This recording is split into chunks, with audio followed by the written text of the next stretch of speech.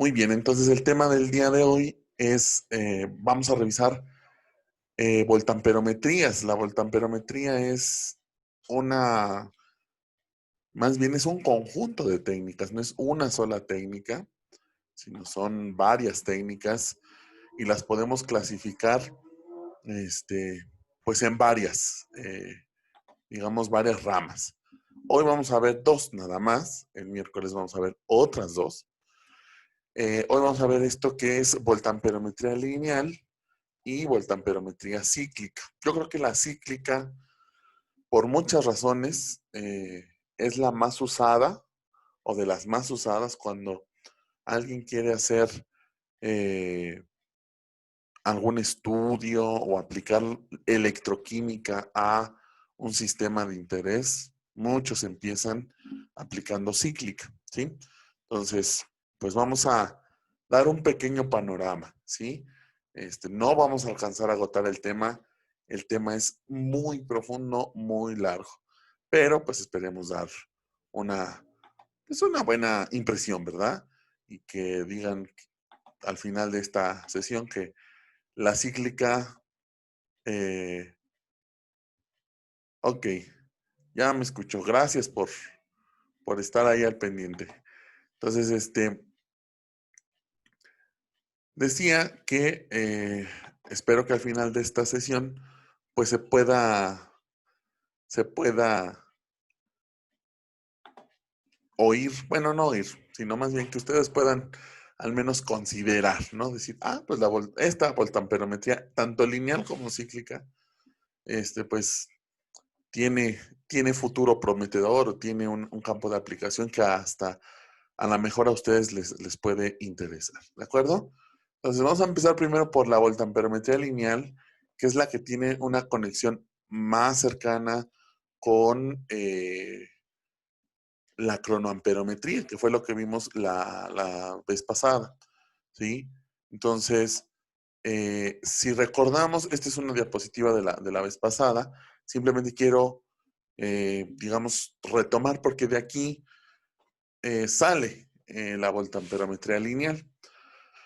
Lo que recordamos aquí es cómo obtener una curva de intensidad de corriente en función de potencial a partir de los cronoamperogramas. Entonces, lo que dijimos es, los cronoamperogramas ya sabemos cómo se obtienen, no voy a repetirlo, simplemente vamos a recordar que una vez que tengo los cronoamperogramas obtenidos a diferentes potenciales, elijo un tiempo adecuado. Uh-huh. Tiempo adecuado, pues básicamente es por la cuestión de la corriente capacitiva. Tengo que elegir un tiempo largo o prolongado para que no tenga contribuciones capacitivas. Y en ese tiempo voy a tomar todos los datos de corriente. Uh-huh. Como yo sé o sabemos a qué potencial se obtuvo cada cronoamperograma, pues puedo graficar cada punto, cada corriente, pero ahora en función del potencial y obtengo esta curva. ¿De acuerdo? Entonces, y ya vimos lo que se puede aplicar. Ahora, ¿por qué se relaciona esto con esta nueva técnica que es voltamperometría? Bueno, alguien nos ponía, digamos, en la mesa la siguiente pregunta. Es decir, ¿cuándo podemos nosotros usar esta técnica o esta manera de tratar los datos? Yo les decía que es principalmente cuando la corriente capacitiva del sistema tarda mucho en decaer por alguna razón del electrodo o de nuestro mismo sistema, de nuestra misma especie, hace que la capacitancia sea tal que la corriente capacitiva tarda mucho tiempo en decaer, ¿sí? Entonces, si tarda mucho tiempo, tenemos que, o podemos usar esta técnica, ¿sí? Y podemos medir tiempos largos. Sin embargo, si mi sistema no presenta esa problemática, de tener una corriente capacitiva muy alta, a lo mejor esta técnica va a resultar un poco tediosa. ¿Por qué? Porque aquí en mis primeros dos gráficos de la izquierda Vean, pues tenemos 1, 2, 3, 4, 5, 6, 7. 7 gráficos de imposición de potencial y 7 cronoamperogramas abajo. 7 nada más. ¿Sale? ¿Qué les gusta que dure en cada cronoamperograma? ¿10 segundos? Vamos, 10 segundos. ¿Sí? Es decir, en adquirir, o más bien en hacer el estudio, me tardo 10 segundos. En nada más hacerlo.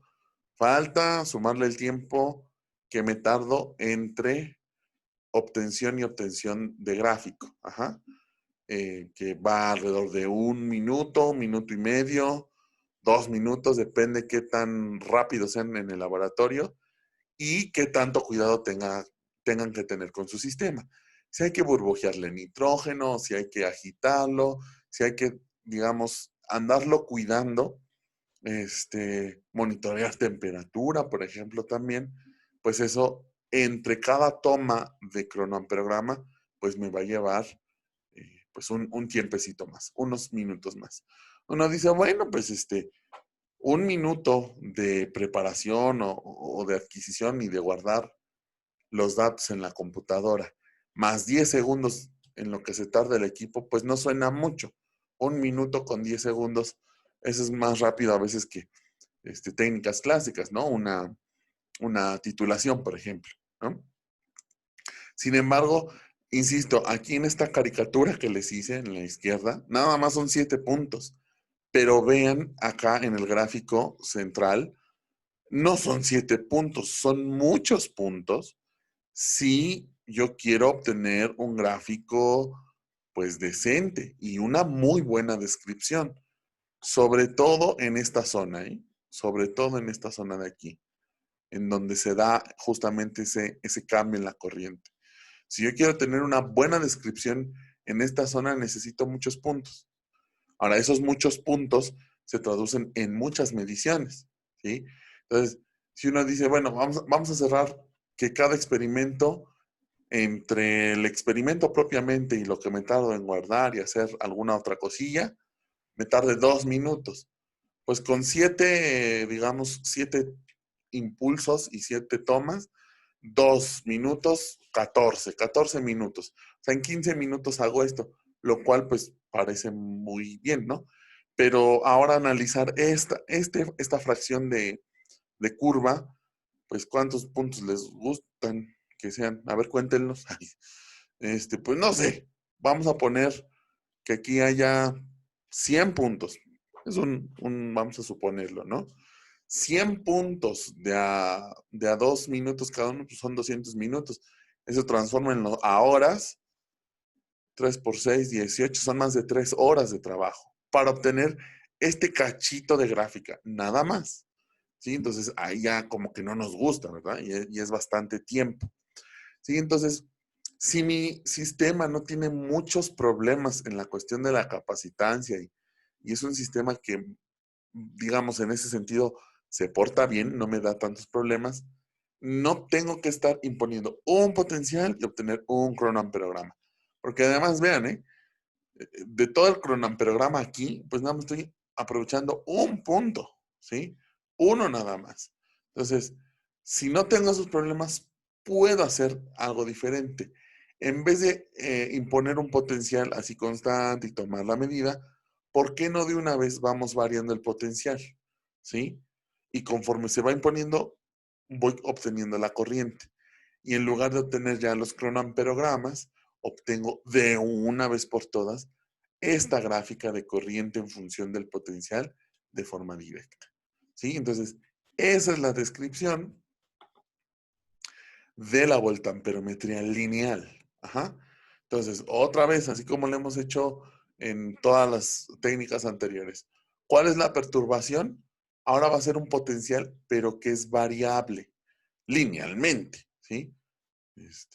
Por eso se llama lineal, voltamperometría lineal. Digo, puedo variarlo de la manera que se me antoje prácticamente, ¿sí? Pero en esta ocasión vamos a hacer una perturbación de potencial variable en forma lineal, ¿sí? Entonces, ya no voy a imponer un potencial constante, no, sino a medida que avanza el tiempo se va aumentando paulatinamente el potencial se va aumentando, se va aumentando, se va aumentando, ¿sí? Y al mismo tiempo, pues, en ciertos intervalos de tiempo vamos adquiriendo las mediciones en corriente, ¿sí? Entonces, la respuesta es una respuesta en corriente, pues puede ser decreciente, ascendente, depende cómo se lea, pero ahora el gráfico se ve de esta manera, que no es otra cosa más que pues el gráfico que muy parecido o muy similar al que vimos en cronoamperometría. La ventaja es de que ahora nosotros podemos poner un solo estudio, ¿sí? Y dependiendo qué tan rápido vamos cambiando el potencial, es decir, yo le puedo decir al equipo, ¿sabes qué? Eh, voy a decirlo en milivolts, ¿sí? Puedo decir, ¿sabes qué? Cada segundo avanza un milivolt, pues cada segundo va a ir va a ir subiendo un milivolt. Ajá. ¿Sabes qué? No, vamos a hacerlo un poquito más rápido. Vamos a ponerle 100 milivolts y cada segundo va aumentando 100 milivolts, ¿sí? 0.1 volt. Y entonces, en unos 3 minutos, depende del sistema también y depende qué tan rápido hagan el estudio, en 3 minutos ya tienen esta gráfica completa que con digamos, con esta versión, necesitarían mucho más que 100 puntos para describir una gráfica como la de la respuesta. Entonces, esta es una técnica que es como la parte flash, la parte express pues de la cronoamperometría y de tratar la, este,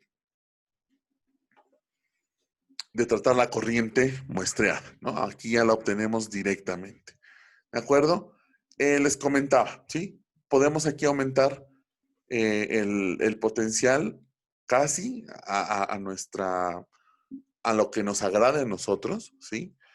Ya los equipos son tan sofisticados que podemos ir tan lentos como aumentar eh, 10, 10 o hasta 5 microvolts por segundo. Eso es lentísimo, ¿sí? En algunos estudios sí se usa. Ajá. Esos aumentos tan pequeñitos en el tiempo, pues me van a dar un aumento muy, muy despacito. Por eso se le llama también a ese aumento de potencial respecto al tiempo, se le llama justamente velocidad de barrido. Es decir, qué tan rápido voy aumentando el potencial. Les digo, los equipos de ahora podemos hacer mediciones de hasta, mm, sí, 5, creo que 5 microvolts por segundo, al menos es lo que yo recuerdo que hice en el laboratorio alguna vez. Y en equipos, digamos, normalitos, podemos alcanzar hasta 10 e inclusive 100 volts por segundo. Eso es un parpadeo, ¿sí? O sea, modifica el potencial muy rápido. Ahora, hay equipos más sofisticados, perdón, sofisticados, o también hay módulos especiales que se les llaman, ay, como de barrido rápido, se les llama en inglés, ajá. Y estos módulos o equipos especializados ya me permiten irme a más de 100 volts y barren hasta, creo, 1 o 10 millones de volts por segundo. Es una locura, ¿no? Y ustedes dirán, ¿y ay, a poco lo usan? Sí, sí lo usamos. De hecho, para ello, como el voltaje cambia tan abrupto, necesitamos, las corrientes que circulan son muy altas en electrodos, en microelectrodos.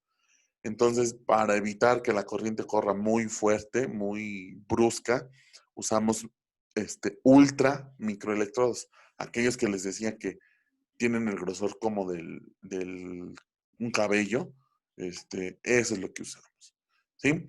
Entonces, eh, para, la velocidad de barrido se puede modificar y podemos encontrar equipos muy versátiles, ¿sí? Ok, antes de continuar, ya vi que hay algunas preguntas. Dice, ¿la corriente límite máxima se vuelve constante cuando se alcanza el potencial estándar? No, se vuelve constante un poquito adelante del potencial estándar, ¿sí? Cuando ya, porque en el potencial estándar, la relación oxidante-reductor, según la ecuación de Nernst, es de 1. Quiere decir que tienes la misma concentración de oxidante y de reductor.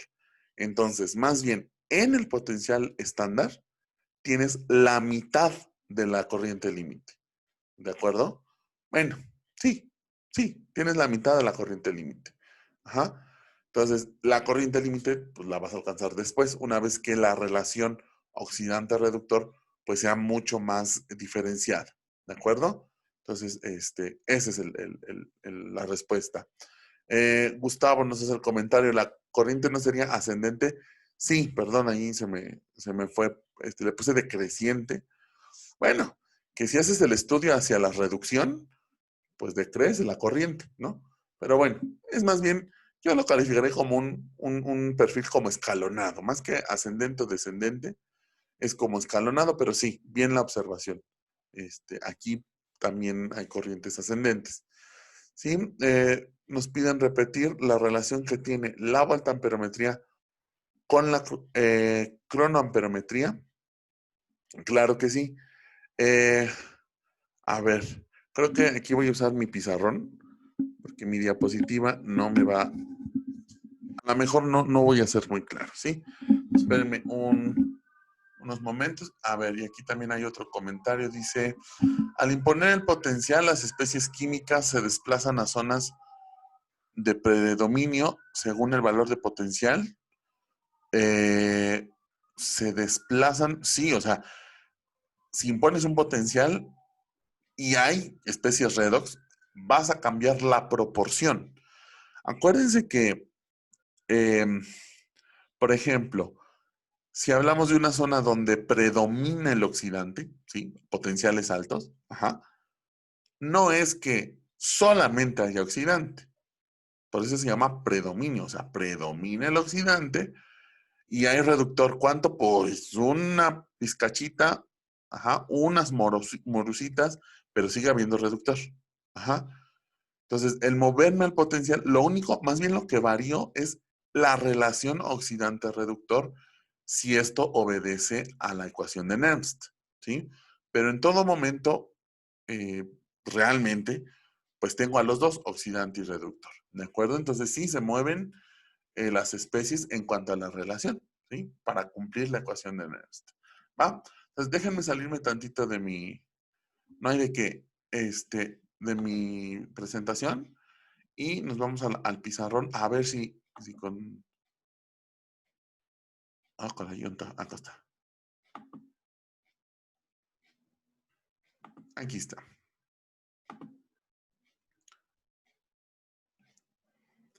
Y... Ok, ahí está mi pizarrón. Entonces, miren. Lo que les decía... Déjenme cambiarle de color porque este está muy chillante. Ajá. Nosotros teníamos un perfil de potenciales. O sea, imponíamos un potencial constante. Vamos a mejor a dibujar líneas. Eso es. Y otro potencial constante, ¿verdad? Y otro potencial constante, ¿de acuerdo? Y otro potencial constante. Y obteníamos la corriente. Ajá, y otro potencial constante, ¿de acuerdo? Entonces, esa era la perturbación que nosotros hacíamos en la cronoamperometría, ¿de acuerdo? Este era el tipo de perturbación que hacíamos en la cronoamperometría, es decir, imponer potenciales constantes y obtener el cronoamperograma. Ajá, obtener el cronoamperograma. Déjenme, a ver, dibujar mi crono aquí. No me deja elegir color. Ahí está. ¿Sí? Entonces, y el cronoamperograma estaría aquí, que ustedes ya lo conocen. Y sí me lo voy a echar así. ¿Sí? Entonces, a ver, ahí está. Y el cronoamperograma, pues ya saben, ¿no? Es algo así. Ajá. Y lo que nosotros hacíamos para tratar, bueno, voy a dibujar varios. Bueno, uno aquí abajito, ¿no? Que es con corriente pequeña, ¿sí? Lo que nosotros hacíamos después era intentar graficar a la corriente, pero ahora en función de cada potencial. Ajá. A ver, ahí está. Este más o menos derechito. Y vamos a ponerlo así. Ajá. Vamos a ponerle texto para que no se me confundan, ¿verdad? Este es el potencial. Este es el tiempo. Uh-huh. Esta es la corriente. Y, y este de acá también es el tiempo. Y ahora lo que nosotros queremos es graficar aquí la corriente en función del potencial, o es lo que logramos ver la clase pasada, ¿no? Entonces, lo que hacíamos era monitorear, ¿sí?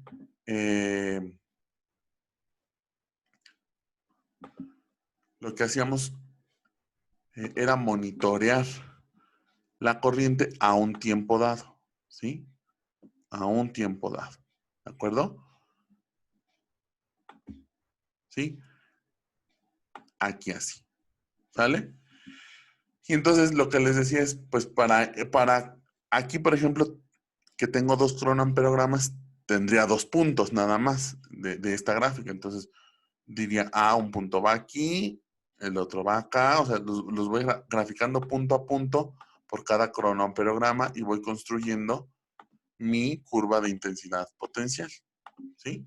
Así funciona digamos, esta manera de tratar los cronoamperogramas que se llama obtener una curva de intensidad en función del potencial y se llama corriente muestreada. ¿Por qué? Porque nada más tomo una muestra de la corriente, que de hecho es solo un punto de la corriente del cronoamperograma. ¿De acuerdo? Ahora, yo les decía, esto es cuando se usa cuando el sistema tiene una capacitancia muy alta o más bien que la corriente capacitiva es muy alta y tarda en decaer, estas cosas, para eso se usa este método. Pero si tu sistema pues es más o menos bien portado, ¿para qué esperarte a hacer un cronoamperograma en cada potencial? Podemos hacer algo como acercarnos a lo siguiente, ¿sí? Como acercarnos a lo siguiente, es decir, pues yo voy a iniciar con este potencial, ¿sí? Pero no me voy a esperar todo este tiempo para obtener la corriente, no. Impongo este potencial aquí, bueno, ahorita lo indico. Antes de terminar este pulso de potencial, obtengo corriente y lo grafico, ¿sí? Antes de terminar este pulso, obtengo corriente y lo grafico. Y es este de aquí, por ejemplo, ¿no?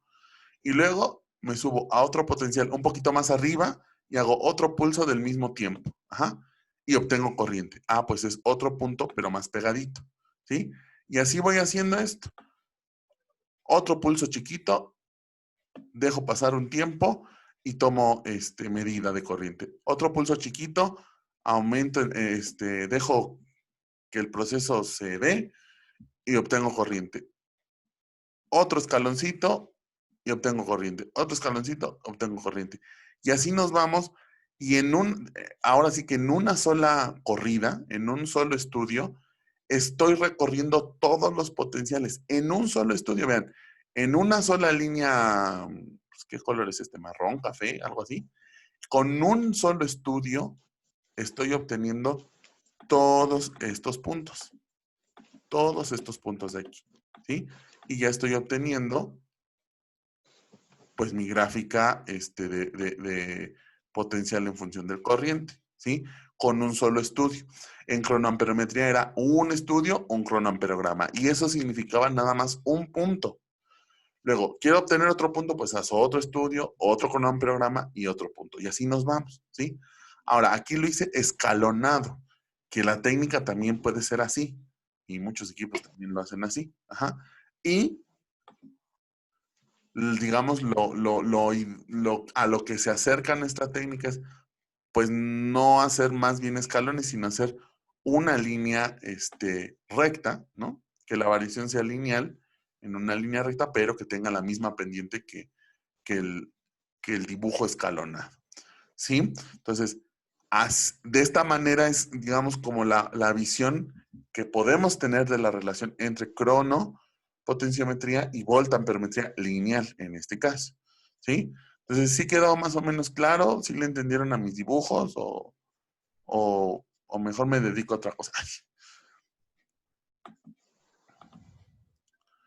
sí, ya quedó mejor. Ok, muy bien. Perfecto, qué bueno que ya quedó. A ver, me espero unos, ¿qué? 10 segundos, 5 segundos. Si le quieren tomar captura. Digo, de todas maneras está siendo grabada la sesión, pero si quieren tomarle una captura, una fotito, y ya ustedes lo hacen en su apunte, si es que están tomando apunte, lo hacen ya bonito y bien, ¿sale? Ok, a ver, aquí hay más comentarios.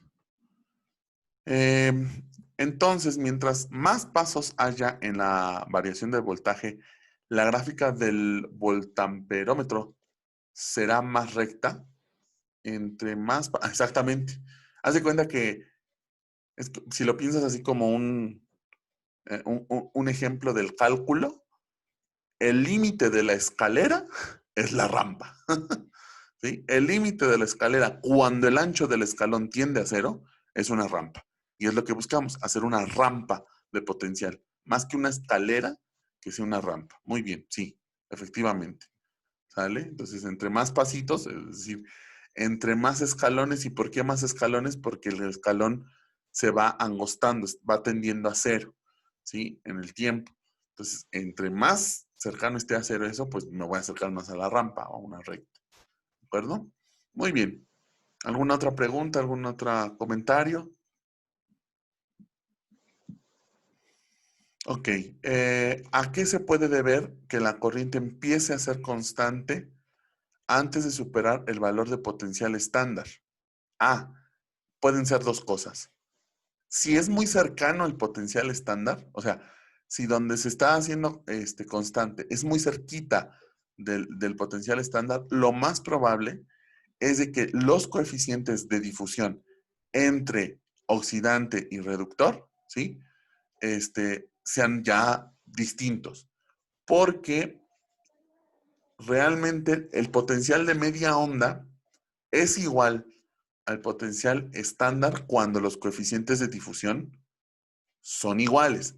Pero si hay una diferencia importante, que puede haberla, entonces allí ya el potencial de media onda no es el estándar, ¿eh? Ahí se mueve por la diferencia de coeficientes. Segunda cosa que puede estar pasando, pues, que, por ejemplo, como en la reducción de metales, ¿no? Que tengas nada más o el oxidante o el reductor, porque la otra especie, el par, está en otra fase, como sólido, por ejemplo, o gas, ¿sí? Si tienes un equilibrio redox heterogéneo, entonces la ecuación de Nernst, perdón, la ecuación de Nernst la define nada más una especie, que es o el oxidante o el reductor, ¿sí? Y allí solamente alcanzas el potencial eh, estándar cuando la concentración de la única especie de la que depende tiene concentración 1 mol sobre litro. Si estás en otros valores de concentración, seguramente que vas a alcanzar la corriente límite en valores bien distintos y hasta, digamos, alejados del potencial estándar, porque ahí nada más depende de una especie. Y para alcanzar el potencial estándar tendrías que tenerlo a concentración 1 molar. Y ya en electroquímica trabajar 1 molar, el analito, eh, digo, no que sea imposible, ¿no? Pero es muy raro, pues, trabajar en electroquímica algo 1 molar. No, acuérdense, técnicas instrumentales generalmente se usan para estudiar cosas a concentraciones por mucho 10 a la menos 3, ya echándole muchas ganas, 10 a la menos 2 mol sobre litro. Generalmente trabajamos concentraciones más bajas, 10 a la menos 4, 10 a la menos 5, son concentraciones bastante decentes para trabajar métodos instrumentales.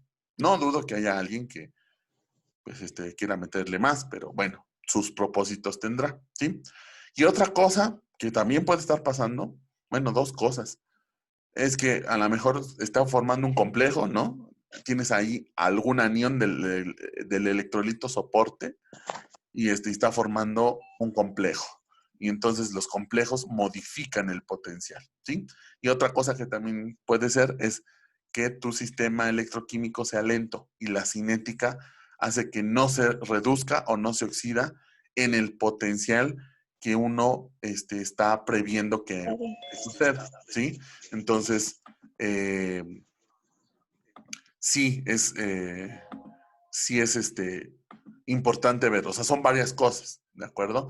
Aquí les estoy dando ejemplos de sistemas que se portan bien padre, que son reversibles, que obedecen la ecuación de Nernst, que no tienen problemas cinéticos. No estamos poniendo sistemas de formación de complejos o precipitación. No, son sistemas muy sencillitos para, digamos, enseñarles la técnica. Ajá. Ya en los estudios hay que empezar a revisar todas estas posibilidades que sin duda afectan a nuestro sistema. ¿Sale?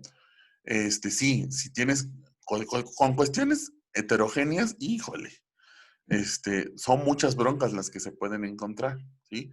Entonces, nada más hay que considerarlas y entender el fenómeno.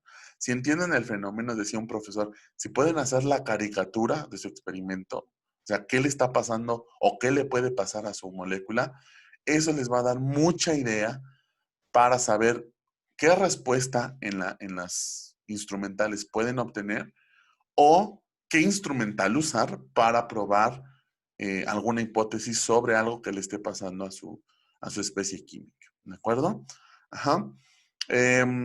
Aquí hay otro comentario. La fuerza iónica, pues sí, también la fuerza iónica afecta, como en todos los equilibrios. En este caso, pues no le hacemos mucho caso porque las concentraciones en principio son bajitas y la fuerza iónica no es tan alta. Si subo la concentración de mi analito, pues tendría que subir la del electrolito soporte y entonces ahí sí, la fuerza iónica ya es más importante. Aquí también comentan, si es de cinética lenta, ¿se puede deber a que el sistema está controlado por la difusión? No, no. La difusión es un proceso de transferencia de materia.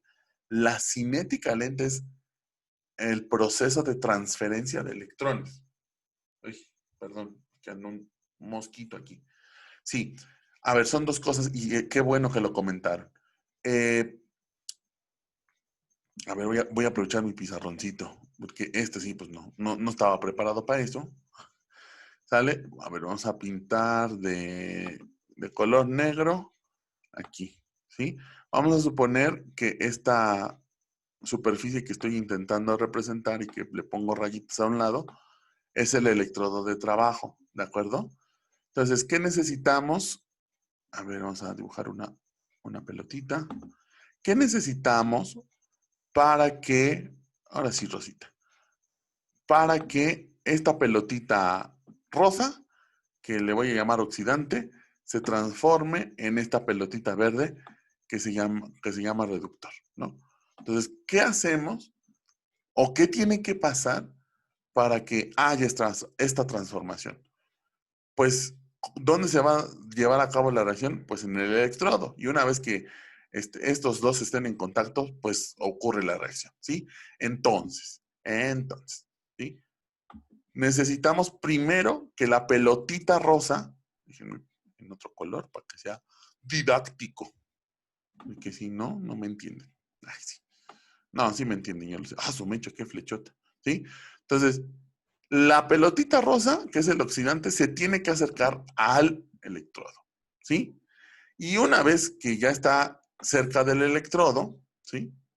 Aquí lo vamos a poner menos, ¿sí? Que es el electrón. El electrón, ¿sí?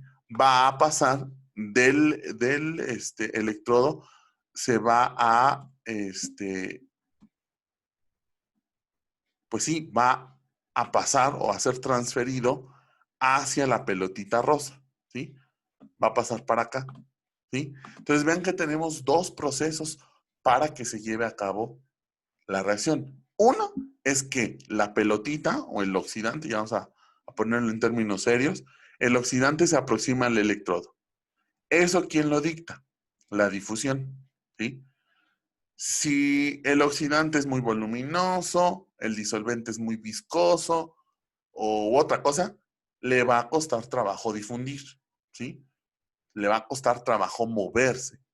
Si la especie es pequeñita, el disolvente es menos viscoso y a lo mejor estamos a temperatura mayor, la difusión se va a favorecer, ¿de acuerdo?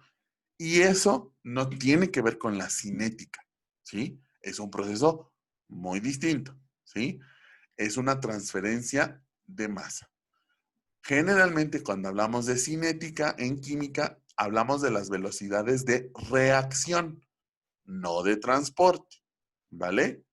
Entonces, ya que llegó el oxidante al electrodo, ahora sí, el electrón va a pasar al oxidante para formar el reductor en verde, que aquí represento en verde. Pero no es, ¿sí?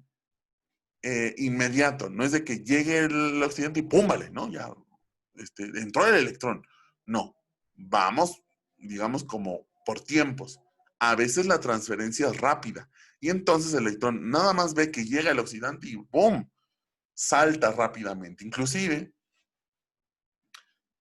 hay dos mecanismos al menos, ¿no? De transferencia de electrones, ¿sí?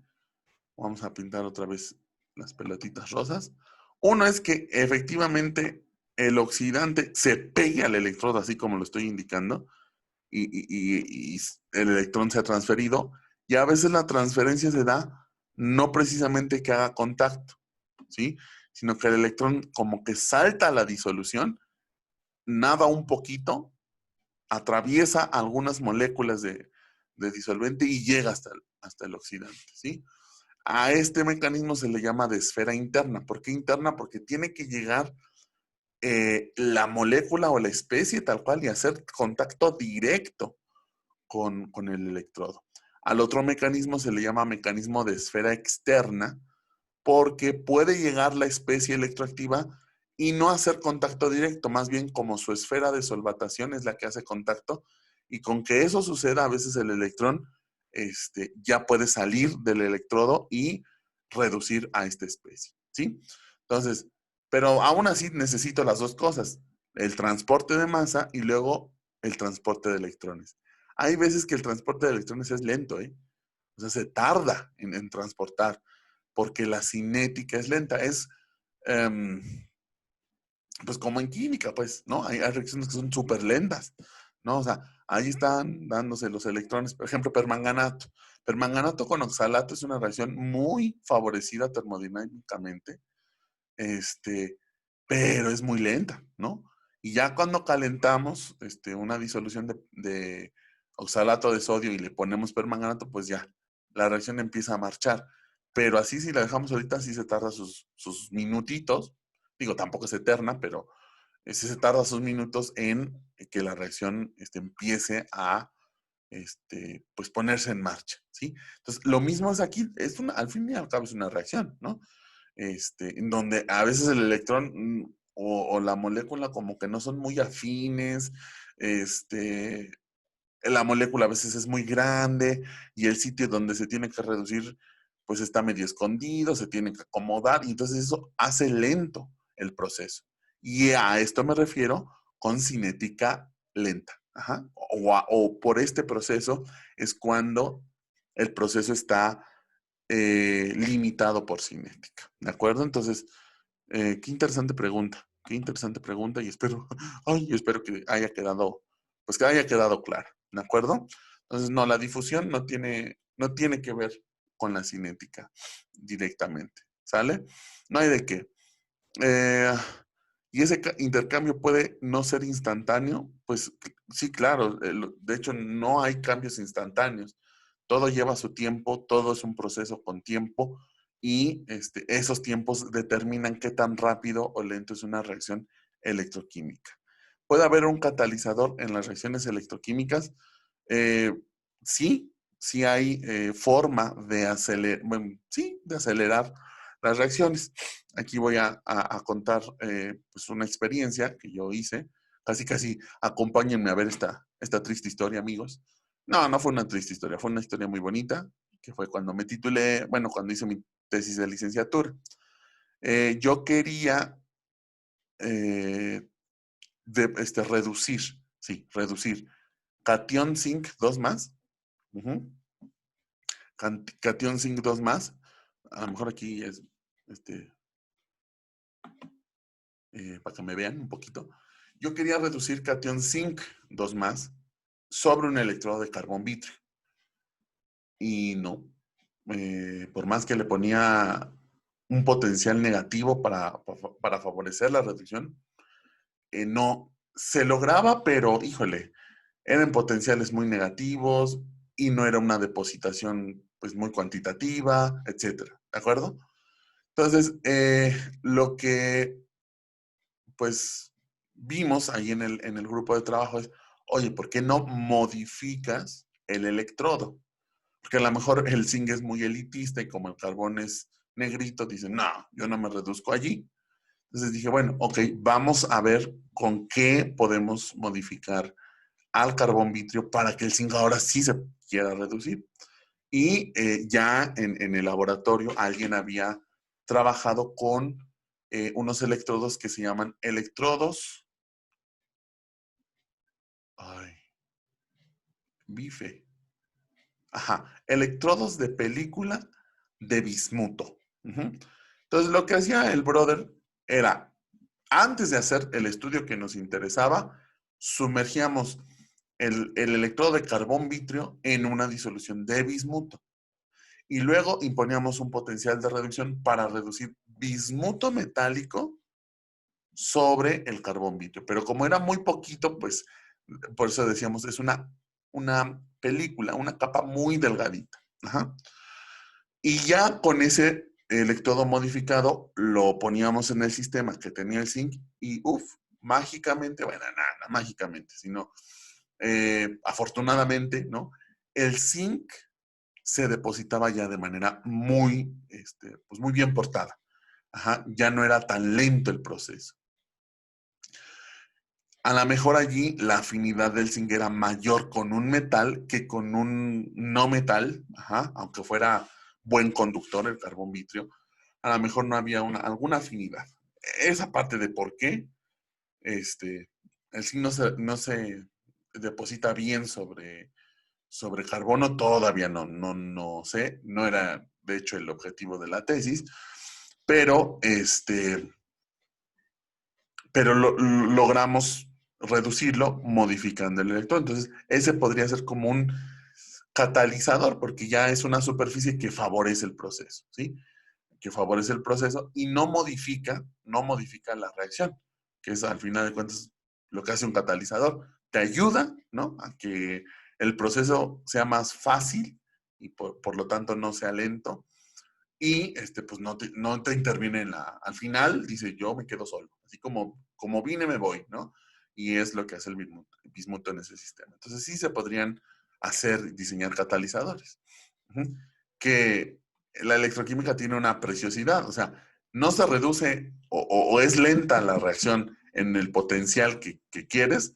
El mismo electrodo de trabajo es tu catalizador, le impones un potencial mayor si quieres oxidar, por ejemplo, y vámonos, ¿cómo de que no? Estás obligando a la reacción a suceder. Digo, eso no cuenta como catalizador, sino más bien como dar energía para obligar que la reacción ocurra, pero pues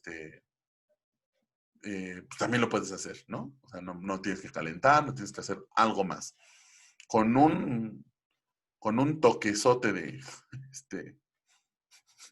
este, de un buen potencial, también se puede hacer. Ajá. En este caso, para la velocidad de barrido del experimento, ¿cómo puedo saber cuál es la indicada? Ahorita vamos a hacer un comentario para manejar la velocidad de barrido. Generalmente, ay, denme un segundito, por favor. Voy a revisar aquí algo en mi casita. Denme un segundo, por favor.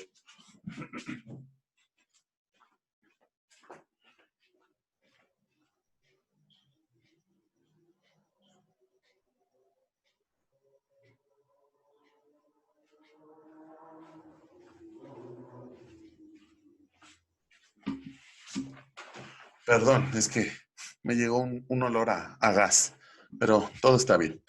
Este, Ahorita vamos a hablar de la velocidad de barrido. Generalmente lo clásico, si uno no sabe todavía qué velocidad de barrido usar y estas cosas, hasta en los equipos te traen ya el valor por default, que es 100 milivolts por segundo. Ajá. Es una velocidad bastante razonable. En voltamperometría lineal es más lento, porque eh, como en voltamperometría lineal hay que agitar, no puedes o se prefiere que agites más rápido de lo que barres el potencial. Entonces, para la lineal con agitación, la velocidad de barrido debe ser como de 10 milivolts, ¿no? 100 veces menos. 5 milivolts está muy bien. Ajá. Ahora, más que el variar la velocidad de barrido, ahorita vamos a ver, te puede dar una idea también muy importante para caracterizar tu sistema. ¿Sí? Ahorita lo vamos a comentar. Ajá. Y una vez que digas, no, pues mi sistema se comporta como yo quiero a esta velocidad, pues ya la eliges y no hay mayor bronca. Entonces repetimos. Generalmente en cíclica el común es 100 milivolts por segundo, en lineal 5 a 10 milivolts por segundo. ¿Sí? Es lo más recomendable. ¿De acuerdo? Arturo nos pregunta, ¿hay modelos cuánticos que describen el intercambio de electrones? Madre mía, Arturo, te metiste en un tema que sí, claro que sí hay. Claro que hay modelos cuánticos. Hay modelos cuánticos electroquímicos. Entonces, ay, ya hasta me dolió la cabeza de nada más de acordarme. Si a alguien le interesa, digo, no tiene nada que hacer esta cuarentena y quiere estudiar estos sistemas electroquímicos, hasta inclusive probar algunos modelos cuánticos, le recomiendo el libro, es una serie de 3 libros, o sea, es un paquete de 3 libros, que se llama Modern Electrochemistry, o sea, electroquímica moderna. El autor se apellida Bockris, con C y K, creo. A ver, se los va a escribir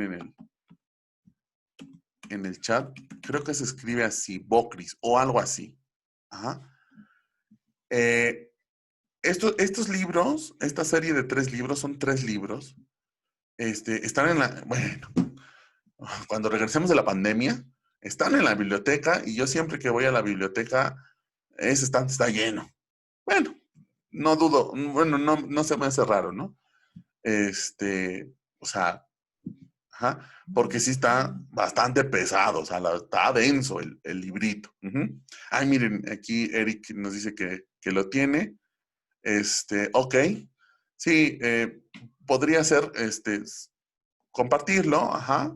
O miren, también nos comenta Dani que en Library Genesis también se puede obtener. Adelante. Ajá. Ven, ahí está ya disponible el material.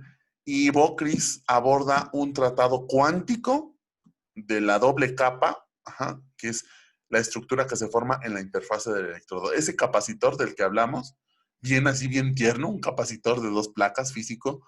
No, Bockris sí lo trata a nivel un poquito más cuántico, nada más que es una verdadera aventura. O sea, se puede trabajar esto cuánticamente seguro, pero sí está muy denso, la verdad. Yo creo que hasta hay doctores que no lo dominan, ¿eh? Y lo digo con cautela, pero sí es un, eh, un mundo. Entonces, pero pues ahí está el material, ¿no? Y yo creo que Bockris, si agarran su línea, si agarran sus libros y después agarran sus artículos, pues van a hacer unos masters en electroquímica. Y ahí ya no les va a importar si hablan de una técnica u otra, porque ya tienen un concepto más general, ¿no? Entonces, pues sí, ahí está el material, échenle un ojito, si les interesa, adelante, ¿sí? Este es un libro muy bueno. Y pues ahí va a estar. Bueno, pues ya nos lo prometieron, ¿verdad? Que nos lo van a compartir. Excelente, eso está muy bien. Y entonces, pues ahí chequenle, ¿no? Ahí chequenle el material. Ok, pues vamos a continuar. Ven, les dije que no me querían entretener mucho, pero bueno, están excelentes sus preguntas, la verdad. Ahorita estoy en un curso de didáctica y de estas cosas, y nos están enseñando a planear las clases. Y pues por más que uno planee, luego vienen audiencias como ustedes tan participativas que pues me echan a perder mi planeación. No es cierto. No, yo prefiero eso, la verdad. Yo prefiero más platicar que seguir una planeación. Pero bueno, ok. Bien, pues vamos a pues continuar con nuestra presentación, ¿vale? Y vamos a hablar de la voltamperometría lineal primero, ¿sí? Y después, pues ya nos vamos a la cíclica, ¿sale? Ok, entonces, para la lineal necesitamos emplear un electrodo de trabajo rotatorio, ¿sí? Aquí les pongo un ejemplo rápido de cómo son los electrodos rotatorios, que si se dan cuenta, pues no son muy diferentes, ¿no? Son cilindros que tienen, pues al interior, pues un disquito, un pequeño disco del material o de la superficie que se va a usar, pues como electrodo de trabajo, ¿sí? Aquí vean que son pues tres ejemplos de los materiales. Pues seguramente es platino, ajá. Está gritando que es oro, y de acá, pues también está gritando que es carbón vítreo, que, insisto, son los tres materiales más, bueno, no más usados, pero muy comunes encontrarlos.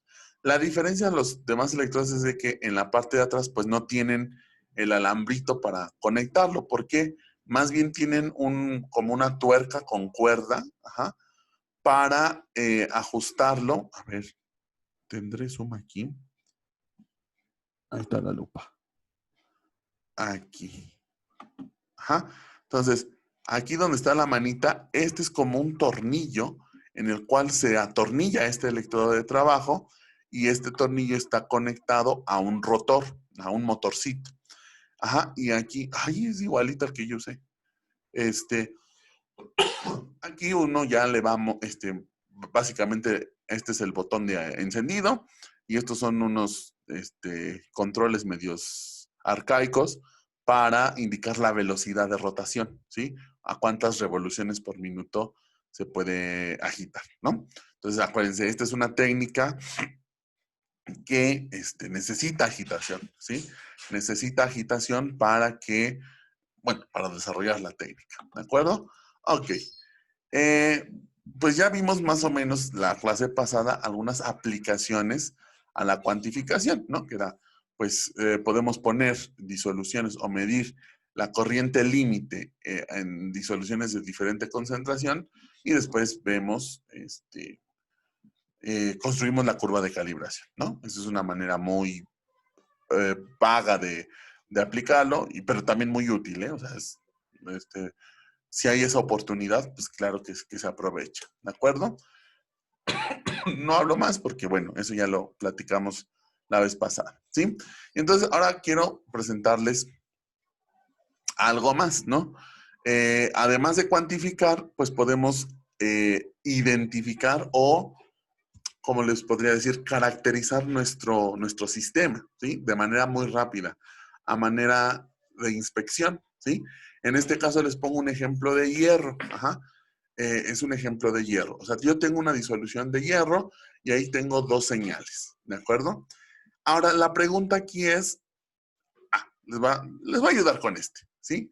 Eh, Tengo una disolución de hierro 2.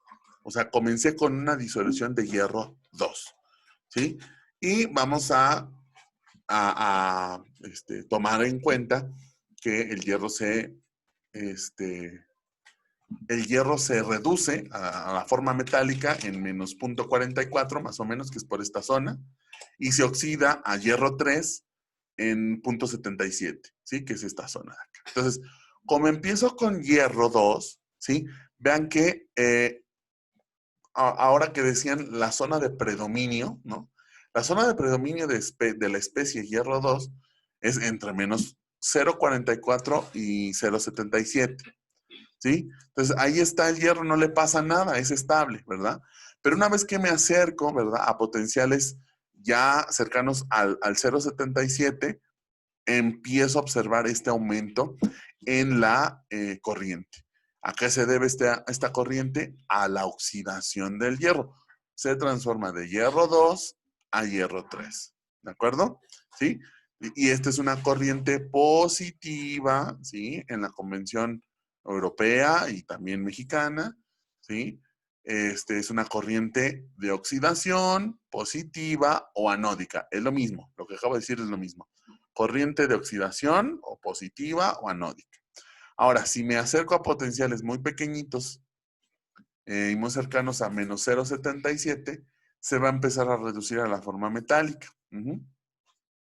Y entonces, esta corriente es negativa. Ven, si alcanzan a ver aquí, son menos 290, menos 300, ¿sí? En amper o miliamper o microamper. Ajá. Es una corriente negativa, es una corriente de reducción o es una corriente catódica. Las tres cosas también son equivalentes, ¿de acuerdo? Ahora, si se dan cuenta, en valor absoluto, la corriente de oxidación es más pequeña que la de reducción, ¿de acuerdo? Vean, la de reducción llega más o menos a menos 330 miliamperes o lo que sea. Y la de oxidación está llegando como a 160, ¿sí?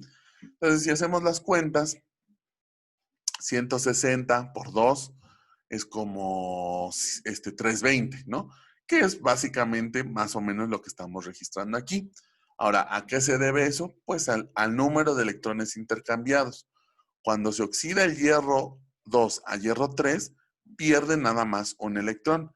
Pero cuando se reduce de hierro 2 a hierro metálico, gana el doble, gana 2 electrones. Y entonces por eso esta corriente es el del doble, ajá, que esta de acá, ¿sí? Y esto, ojo, es para la misma disolución, ¿sí? ¿De acuerdo? Entonces, ¿vamos bien?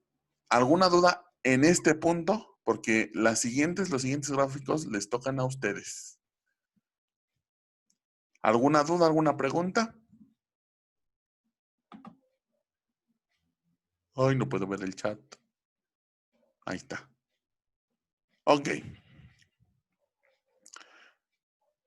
Ay, a ver, aquí ya me habían hecho más preguntas. F por la planeación, ok. Este, muy bien. A ver, dice, ¿cómo se puede determinar que el proceso es monoelectrónico o no? Ah, pues lo vimos la vez pasada. Podemos hacer un estudio de, ay, ¿cómo se llama este señor? Tomes, ajá, la relación de Toms para saber cuántos electrones se está intercambiando, ¿sí? Con eso determinas, digamos, la cantidad de electrones. Otra manera es, por ejemplo, aquí que ya estoy presentando este gráfico del hierro, ¿sí? Que ya estoy presentando el gráfico del hierro, tú ya sabes, ¿sí? Tú ya sabes que aquí se intercambia un electrón y acá se intercambia otro electrón. Puedes agregar, ¿no? O medir aparte la especie de la que estás dudando y pues más o menos, ¿no? Hacer un estimado de que el coeficiente de difusión sea más o menos similar al del hierro. Y con la relación de corrientes vas a saber cuántos, o te puedes dar una idea de cuántos electrones intercambian, ¿sí? ¿Por qué se puede hacer así? Aunque sus coeficientes de difusión no sean precisamente idénticos, pues porque el número de electrones es un entero, ¿no? O sea, no te puedes quedar con, intercambia 2,5 electrones, no, intercambia 1, 2, 3 números enteros, ¿sí?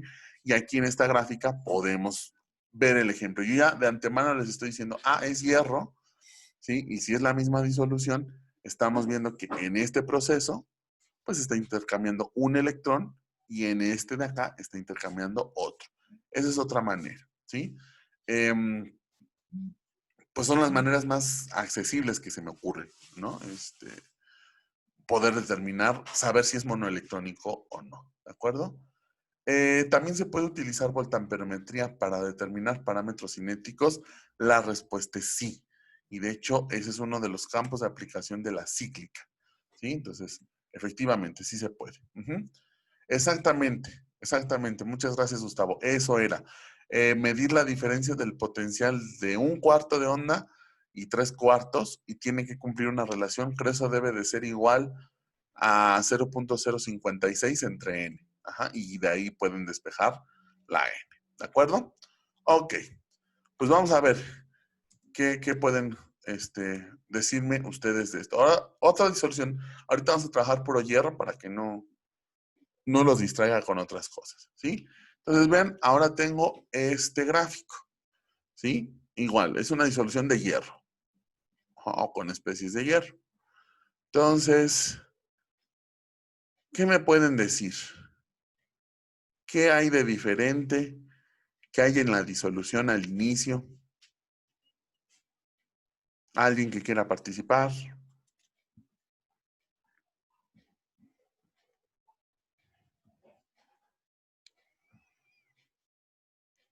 La disolución anterior,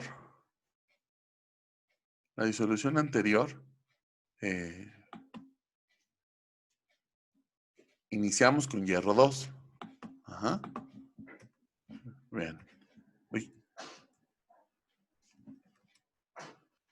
Esta era una disolución con hierro 2. ¿Sí? Ahora, ¿será lo mismo que esta nueva disolución, que esta disolución que arroja este voltamperograma? ¿Qué opinan?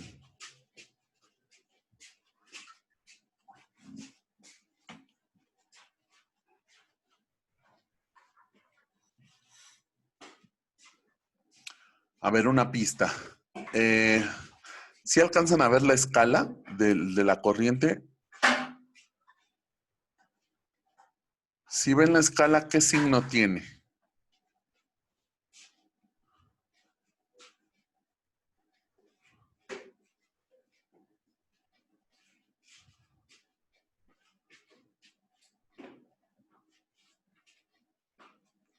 Ok, negativo. Ajá. Entonces, todas las dos corrientes que se ven aquí, ¿sí? Las dos corrientes son negativas, ¿de acuerdo? Entonces, si son corrientes negativas, ¿sí?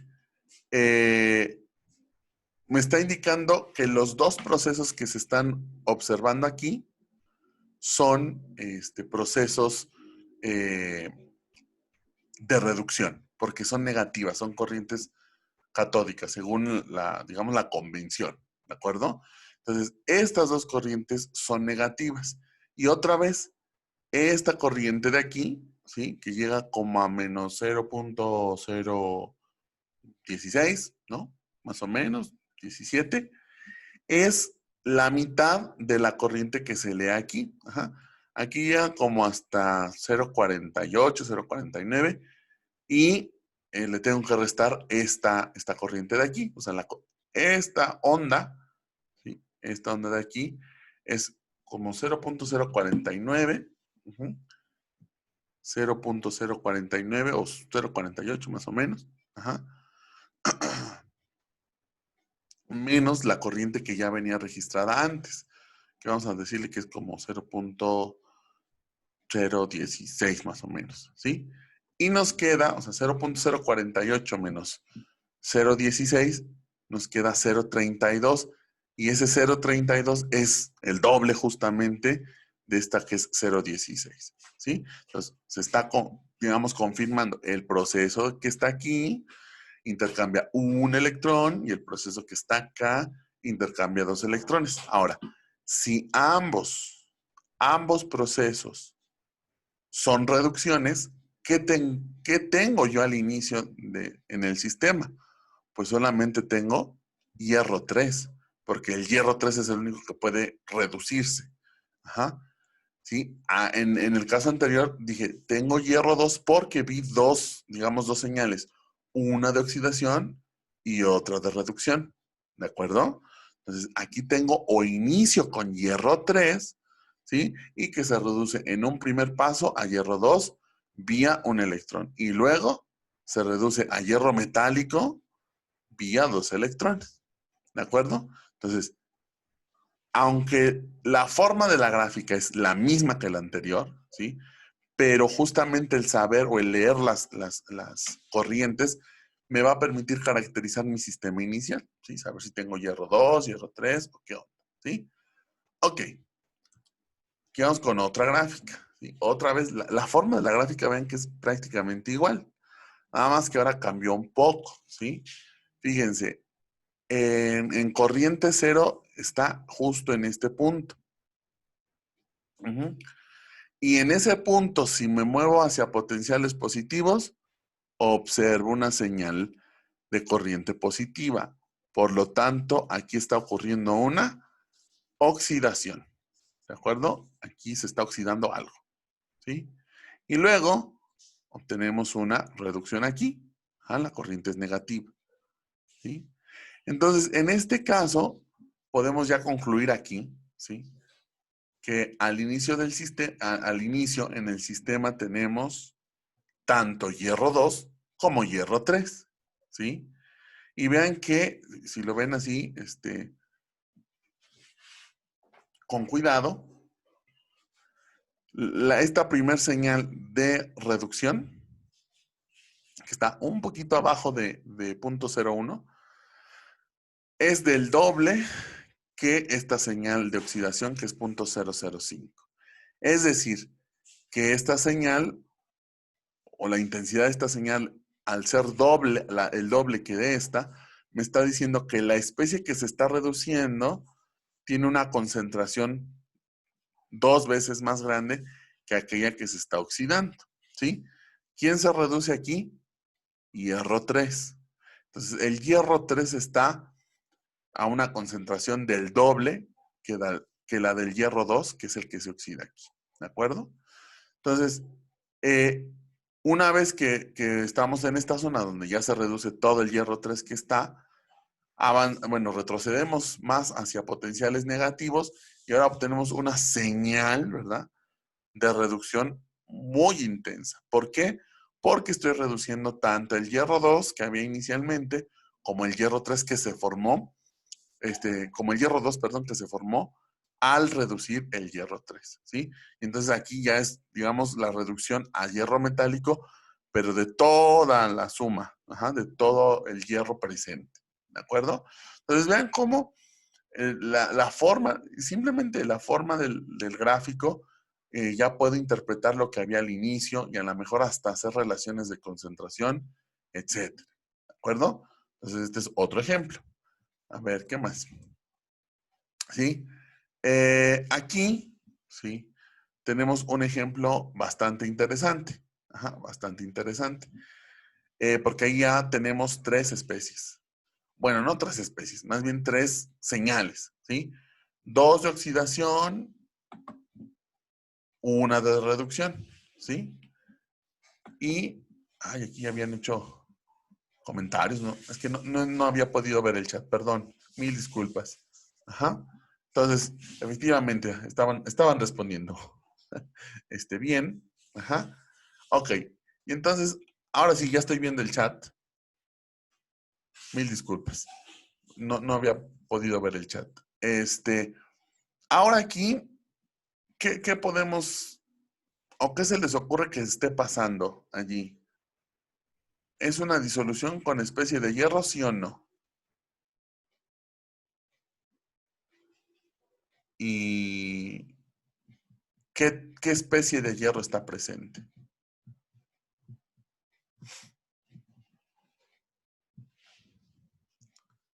¿Qué opinan?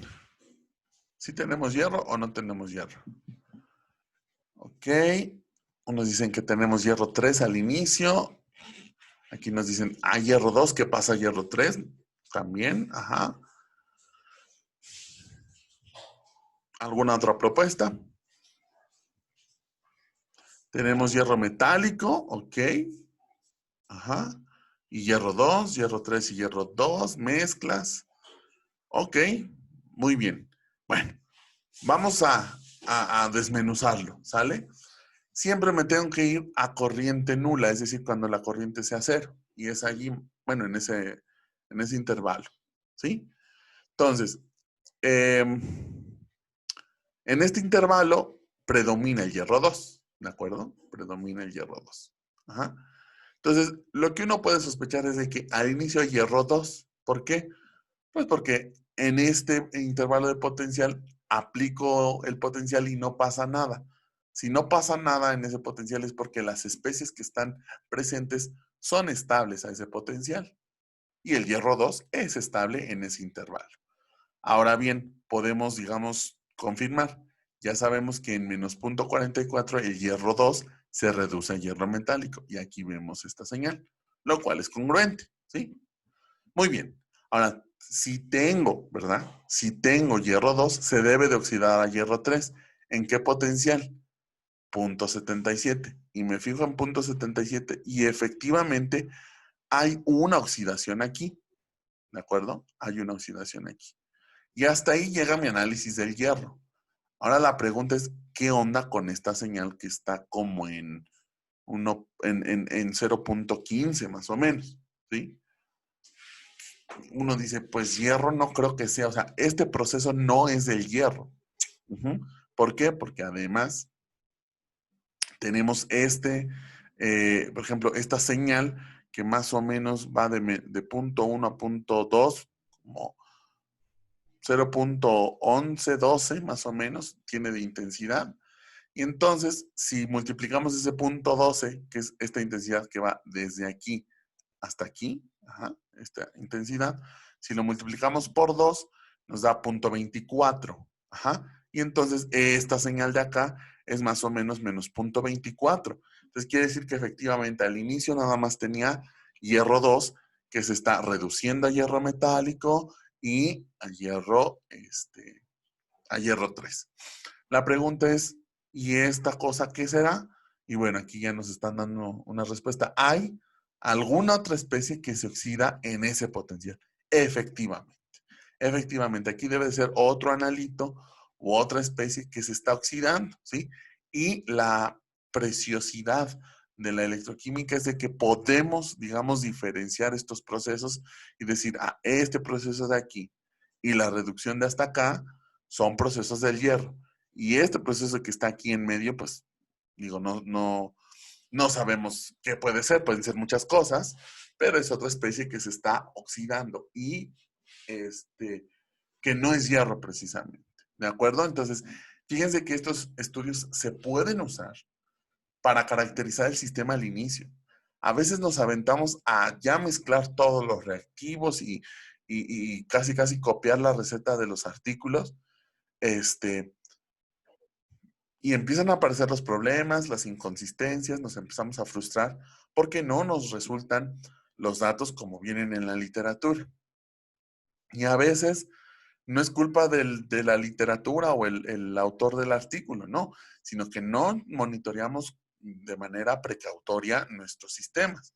Y por ejemplo, si yo voy a estudiar hierro y en el camino me encuentro una señal así, quiere decir que mi sistema, mi disolución o mi disolvente o algo me está dando una señal adicional, ¿sí? Me puede causar problemas, la mayoría de las veces causan problemas, ¿sí? Entonces, si me causa esto problemas, pues mejor hay que buscar, primero identificar qué puede ser esto y buscar la manera de retirarlo o cambiar de disolvente, de sistema, checar ahí si no en el laboratorio me, me contaminaron mis disolventes o cosas así, buscar. Y este tipo de estudios, digamos, diagnósticos nos ayudan mucho para no estar tirando material a los residuos así, ¿no? Sino para irlo haciendo con cuidado, ¿sí? Aquí nos hacen un comentario, a lo mejor puede ser un complejo, sí, también. Puede, a lo mejor mi electrolito soporte no fue la mejor elección y puse un anión que forma un complejo estable con hierro 2 y entonces, o con hierro 3 y empieza ahí a haber problemáticas. Entonces hay que cambiar del electrolito soporte, ¿sale?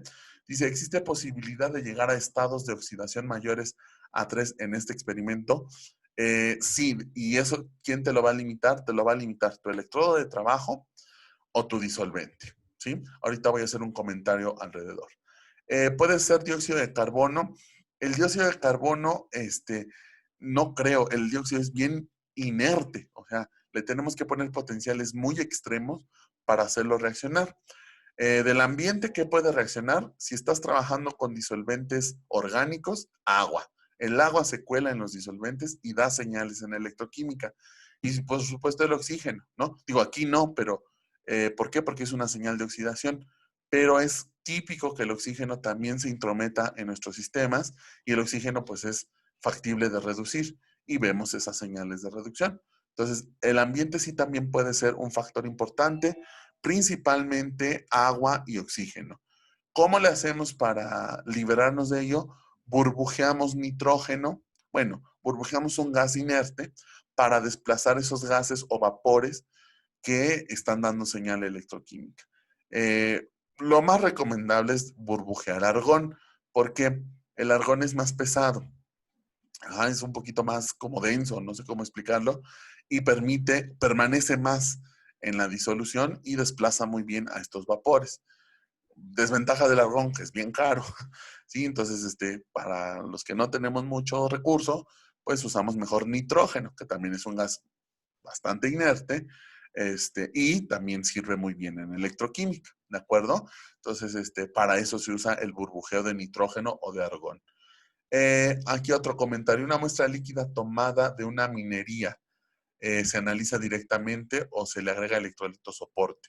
Pues yo digo que directamente, o sea, aquellos lixiviados han de tener una acidez impresionantemente alta, ¿sí? Y yo digo que se puede hacer, si acaso, una dilución. Y hay que ver si la dilución no me diluye tanto el ácido. Si voy a hacer una dilución de 1 en 1000 seguro, pues ya lo diluí y hay que agregar electrolito soporte. Y también hay que ver más o menos en qué concentraciones andan los cationes, que si los cationes están muy concentrados, pues hay que diluir todo y después a la dilución vamos a agregarle un electrolito soporte. ¿De acuerdo? Entonces, que generalmente es lo que se hace, ¿eh? O sea, se trata la muestra, no se mete directamente, justamente porque puede venir la muestra muy concentrada en algún analito. ¿Vale? Ok, muy bien. Entonces, algo que quiero comentar aquí y va más o menos allí en tenor a una pregunta que me decían si el hierro sol se puede oxidar más y aquí va una respuesta. Esta es una caricatura, ajá. Y yo lo único que quiero resaltar es, va a llegar un momento en que apliquen un potencial tan alto que la corriente va a empezar a subir, subir, subir, subir, subir, subir, subir y jamás van a volver a encontrar un escalón como estos. Y lo mismo, aplican un potencial tan bajo, tan negativo, que la corriente baja, baja, baja, baja, baja, baja, y jamás vuelven, ¿sí? A ver otro escalón, ¿sí? ¿Por qué sucede esto? Bueno, porque, bueno, el disolvente, el electrolito soporte y el electrodo de trabajo, pues son inertes, pero tampoco son totalmente inertes. Llega un momento en que alguno de estos tres, digamos, de estas tres cosas, se puede u oxidar o reducir. Y como son cosas que están en concentraciones altísimas, pues la corriente sigue creciendo, creciendo y jamás llega a la límite. No porque no llegue, sino porque la cantidad de material a electrolizar es muy grande. ¿Sí? Entonces la corriente se va o tiende a crecer muchísimo o a bajar. Entonces, estos límites de oxidación y de reducción me los imponen ya sea el material del electrolito soporte, digo, del electrodo de trabajo, o el electrolito soporte o el disolvente. El disolvente se puede oxidar o reducir, el platino también se puede oxidar, el oro, el carbono, ajá, el electrolito soporte puede también sufrir ambas reacciones, ¿de acuerdo? Entonces, estas señales de corriente muy altas o muy bajas se les llama barreras, barrera de oxidación y barrera de reducción. ¿Qué quiere decir? Que si hay algo que se oxide a potenciales mayores que esta barrera, ya en este sistema no lo vamos a poder ver. ¿Por qué? Pues porque se está oxidando, vamos a suponer, el disolvente y pues tendría primero que oxidar todo el disolvente y después pues ya podría ver la otra señal, pero no lo voy a poder ver porque el disolvente está en una concentración altísima, altísima, ¿sí? Entonces, y ahí va la respuesta. ¿Se puede oxidar el hierro a estados superiores a 3? Pues quién sabe, o sea, no tenemos la evidencia porque seguramente antes de llegar a hierro 4, por ejemplo, o a hierro 6, ajá, pues me voy a oxidar o el electrodo o al disolvente. Entonces ya no voy a poder ver si logro llegar a un estado superior de hierro, ¿sí? Entonces, en este caso hay que tener cuidado. Bueno, tenemos esa limitante de las barreras, ¿sí? No es un potencial infinito el que pueda aplicar. A lo mucho podemos aplicar, y eso cuando ya nos va muy bien, 3 volts en positivo, 3 volts en negativo, y eso ya es un intervalo de lujo, de verdad, un intervalo de súper lujo, trabajar intervalos así, ¿de acuerdo? Entonces, a esta barrera, insisto, se le llama barrera de oxidación o barrera anódica, ajá, y a esta, pues por supuesto, barrera de reducción o barrera catódica, ¿sí? Entonces, hay que tener cuidado con las barreras, nada más, ¿sí? Que no nos vayamos a ir muy lejos. Dice, ¿a qué valores de potencial los electrodos de trabajo elevan? Depende del disolvente también, o sea, no nada más es el electrodo de trabajo. Yo trabajé mucho en agua, el electrodo de carbón vitrio arriba de 1.2 volts respecto al de plata, cloruro de plata, ya se empieza, yo pienso que es el platino el que se empieza a oxidar. Y en reducción, la barrera de reducción depende del pH también. Si el pH es muy alto, acuérdense que los protones son muy eh, afines al platino, entonces se reducen. Si el pH es muy bajo, perdón, o sea, hay acidez alta, desde menos 0.9 ya se empieza a bajar la barrera. Si ya estás en pH de 4 o 5, te aguanta hasta menos 1.5, menos 1.6. Y así estás en medios básicos, hasta menos 1.8, inclusive hasta 2, muy bien cuidaditos. ¿Sí? En platino, ¿no? En carbón más o menos es la misma historia. En oro casi no trabajé. Pero te digo, esto hay que tener en cuenta el disolvente, el electrolito soporte. Ahora, para saber las barreras, pues no es muy complicado.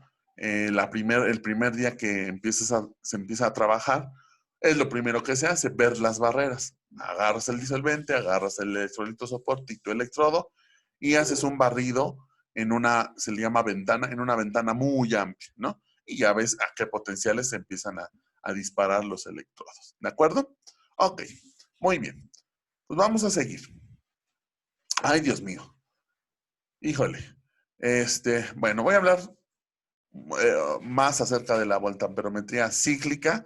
No me voy a entretener ahorita en las ecuaciones, en todo eso, porque eso está en los libros, en los artículos. Entonces, voy más ya a describir la perturbación y las aplicaciones, ¿de acuerdo? Y las aplicaciones, ¿sí? Entonces, eh, la voltamperometría cíclica es una voltamperometría lineal, pero doble. Es decir, la perturbación son como dos perturbaciones de voltamperometría lineal, ¿no? O sea, modifico el potencial linealmente hacia un sentido, hacia positivo, y luego inmediatamente cambio el sentido de la perturbación y lo hago inverso, ¿sí? Pero es, digamos, la manera de entender la perturbación es muy similar a la de voltamperometría lineal. ¿Qué tipo de respuesta tenemos? No es una corriente decreciente. Esto ya no sé cómo describirlo. Es una corriente variable y tiene este tipo de forma, ¿no? Algunos dicen que es una forma de un pato, pues yo nada más le veo el pico. Ajá.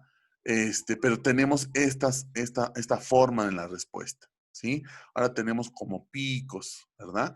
Antes teníamos mesetas, ahora tenemos picos, y eso es lo que podemos ir analizando, digamos, ¿sí? Influencia de la convección. Aquí en la voltamperometría cíclica no se agita. En la lineal normalita sí se agita. En esta voltamperometría cíclica que vamos a describir no se agita. Entonces, nada más hay que acordarnos qué implica no agitar. Pues que la capa de difusión se va haciendo más gruesa y nunca llego, ¿sí? A una cuestión constante. Entonces, en cronoamperometría, acuérdense, llega un momento en que la corriente no alcanza un valor límite, sino sigue decreciendo, ¿sí? Lo cual es muy importante retomarlo. Ajá. Entonces, en cíclica no agitamos, ¿sí? Ahora, ¿qué implica eso? ¿Sale? Que aquí tengo la respuesta, ¿sí? Ah, aquí tengo la respuesta. Aquí me voy a ir bien despacito, ¿sí?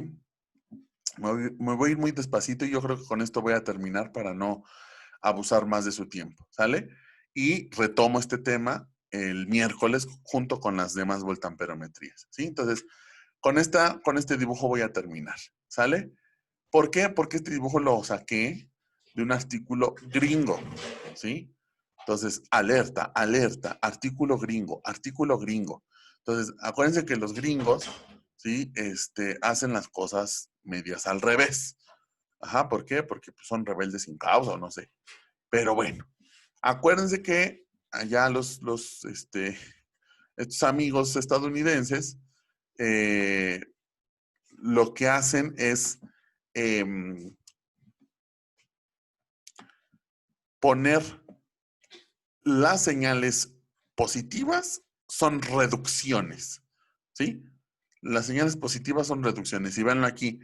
Esta FC se llama ferroceno. Es una molécula, si no están familiarizados, es una molécula organometálica. Es decir, dos anillos de eh, ciclopentadieno se coordinan a un átomo de hierro 2. Ajá. El chiste es de que tiene hierro esta cosa y por eso tiene actividad redox, ¿sí? O le googlean después ahí ferroceno, es una molécula muy famosa entre los electroquímicos, ¿sí? Entonces vean que aquí, uy, permítanme tantito, ahí estamos. Vean que aquí lo indica ferroceno más un electrón, más bien ferricinio más un electrón, da ferroceno. Entonces, esta señal positiva para ellos es reducción, porque está ganando electrones. Y luego la señal inversa, que es la señal negativa, es la de oxidación. Entonces, es lo que les decía la vez pasada. Estos norteamericanos no, estadounidenses hacen las cosas medias raras, ¿sí? Pero bueno, lo importante que quiero recalcar aquí es, eh, es lo siguiente. Ir más o menos viendo cómo se va obteniendo o por qué se obtiene este perfil en la respuesta, ¿sí? Entonces, allí como pueden ver en el gráfico, ay, se me está trabando mi presentación. Bueno, en el punto A, ¿sí? Ahí está. En el punto A inicia digamos, la imposición de potencial, que vean, ay, son una maravilla, ¿sí? Vean cómo representan la variación del potencial. Aquí ponen el potencial en las abscisas y el tiempo en la ordenada. Nuestros profes de cálculo de la facultad nos matarían si decimos que esto es una función, ¿verdad? Pero bueno, aquí lo tienen así. Entonces empiezan a modificar el potencial, ¿sí? Y otra cosa, híjole, chispas, fue un mal ejemplo. Los gringos, bueno, mal ejemplo, pero es la realidad, ¿eh? Si leen artículos de esto y se van a involucrar en esto y se van a leer cosas de Estados Unidos sobre esto, se van a topar con esta situación. Bueno, ya hablamos de que voltean los signos de los procesos, ¿no? Al positivo le dicen reducción, al negativo oxidación. Ya vimos que representan esto como quién sabe cómo, ¿no? O sea, esto no es una función realmente. Y además, vean la escala del potencial aquí. Aquí está el cero. Muy bien, aquí está el cero. Y luego para adelante está el menos punto uno. Y luego el menos punto dos. Y luego el menos punto tres. Entonces, voltean la escala. ¿Sí? Los positivos aquí van hacia la izquierda. ¿De acuerdo? Entonces, tómenlo con calma, ¿sí?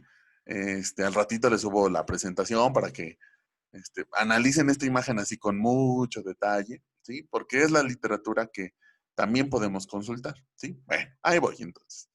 Se modifica el potencial, ¿sí?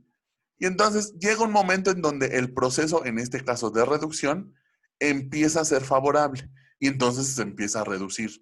En este caso, esta especie se llama ferricinio, que es la que tiene el hierro 3. Entonces empiezo a reducir y empiezo a leer corriente. ¿Por qué? Pues porque estoy reduciendo a esta especie.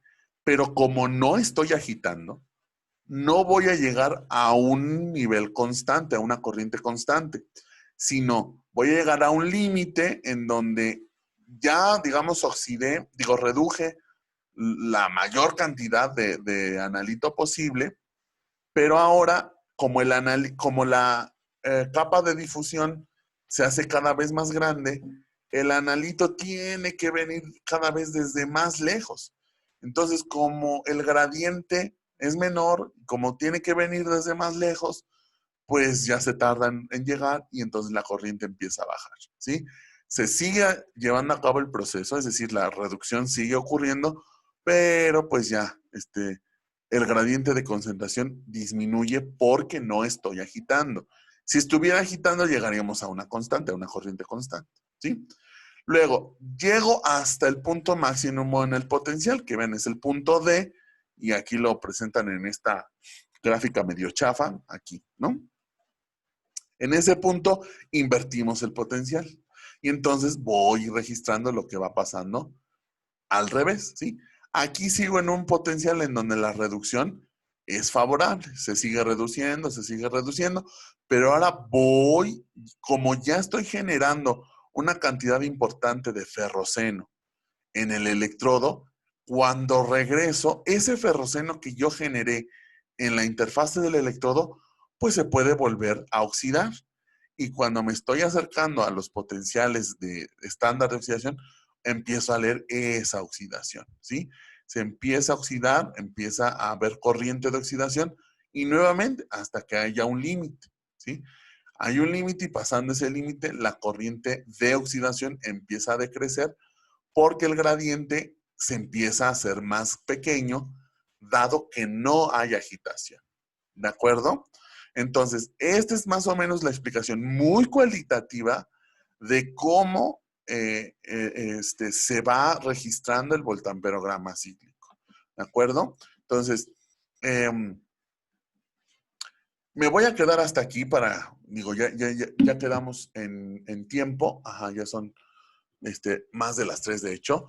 Entonces, no quiero hablar lo demás muy rápido porque no me van a entender. Y podemos hacer un espacio para concretar este tema el miércoles, ¿de acuerdo?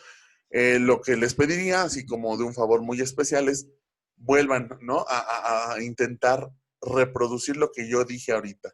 Entender cualitativamente cuál es la forma de este voltamperograma y por qué es así, ¿de acuerdo? Ok.